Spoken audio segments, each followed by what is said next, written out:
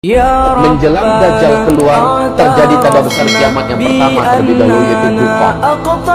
Dukhan ini, seperti penjelasan Michel Penn, pakar astronomi dunia yang paling senior saat ini, beliau menjelaskan hanya terjadi apabila bumi mengalami hantaman meteor, daratan bumi. Sementara NASA Amerika saat ini mengumumkan kepada dunia bahwa kita sedang ada di tengah arus sungai meteor. Walaupun kita sudah di penghujung tahunnya, tetapi meteor mempunyai karakter seperti bola biliar. Dia kalau beradu, maka dia yang lain akan memental ke jalur yang lain. Peluang-peluang ini akan menjadikan bumi sangat rentan diserang oleh meteor. Dan Rasulullah menyebutkan ciri-ciri meteor akan menghantam bumi apabila umatku terlibat dan terjebak dalam 3 kesalahan di akhir zaman. Dan ketiga kesalahan ini sudah dibuat oleh umat Nabi, ketiga-tiganya. Pertama, kata Nabi, apabila di tengah-tengah umatku sudah banyak bermunculan penyanyi-penyanyi wanita di mana-mana. Yang kedua, apabila musik dan alat-alat musik sudah disenangi oleh umatku dan digandrungi menyebar di mana-mana. Dan yang ketiga, apabila minuman khamar, barang-barang memabukkan sudah mudah didapatkan di mana-mana. Tiga-tiganya sudah apa belum? Maka pertanda ini sudah Rasul gambarkan kepada kita. Kaum muslimin yang kami muliakan, Rasulullah SAW menyebutkan apabila terjadi hantaman meteor seperti pernyataan Abdullah bin Abbas, maka berikutnya yang terjadi adalah Dukhan. Dalam sanad yang jayyid, Ibnu Jarir meriwayatkan sebuah hadis di mana Ibnu Mulaikah berkata, guruku Abdullah bin Abbas berkata, malam tadi kami nggak bisa tidur karena kami menyaksikan meteor melintas di atas bumi kita. Saya khawatir jangan-jangan besoklah terjadinya Dukhan. Apa yang dikatakan oleh Abdullah bin Abbas ini persis sama dengan yang diuraikan oleh pakar astronomi dunia tadi, Michel Penn. Meteor ini ketika dia menghantam atmosfer bumi kita, kalau garis diameternya 2 km saja, kekuatan ledakan meteor ini sama dengan 1 juta kali lipat bom nuklir yang pernah meledak di Nagasaki dan Hiroshima.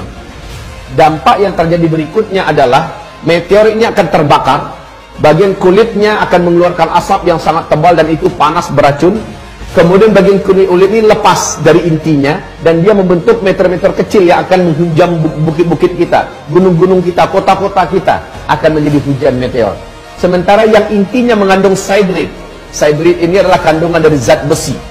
Pergesekan yang sangat ekstrim menembus lapisan atmosfer kita menyebabkan timbulnya medan magnet yang teramat sangat kuat. Dampaknya yang langsung terasa oleh manusia di bumi adalah semua besi dan logam yang ada di muka bumi akan langsung terinduksi. Maka mobil kita yang mesinnya dari besi tidak bisa lagi di starter, Pak, nggak bisa lagi jalan. Pesawat juga tidak bisa bergerak, kapal-kapal, dan itu bukan untuk sementara waktu tapi permanen. Inilah digambarkan oleh Nabi SAW setelah kalian nanti dipimpin oleh Al-Mahdi. Al-Mahdi itu kemunculannya adalah setelah meteor jatuh. Setelah meteor jatuh terjadi Dukhan, Al-Mahdi akan muncul. Al-Mahdi inilah yang akan memimpin umat Islam di sini.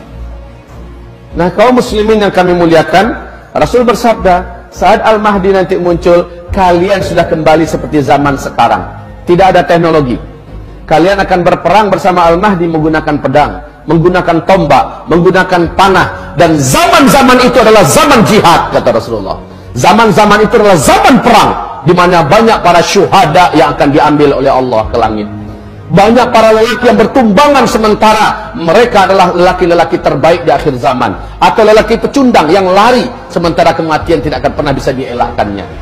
Kaum muslimin yang kami muliakan, zaman di mana kita hidup sekarang, kita akan dihadapkan kepada fenomena yang sangat berat ini. Baik, meteor ini jatuh, semua teknologi musnah. Ketika menghantam laut, kata Michel Penn, kekuatan ledakannya yang sama dengan 1 juta kali lipat bom nuklir itu menjadikan hadirnya tsunami setinggi 230 meter.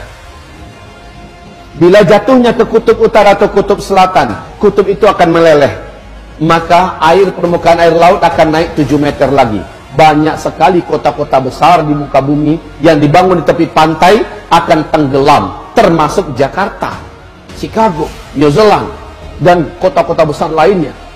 Kemudian apabila jatuhnya di daratan, maka ini yang paling pas dengan terjadinya dukhan. Ini yang paling pas dengan terjadinya dukhan. Sebab apa? Ketika jatuhnya ke daratan, kekuatan ledakannya yang teramat dahsyat. Radius dari titik jatuhnya ke 100-200 km, seluruh makhluk hidup akan langsung menguap menjadi karbon.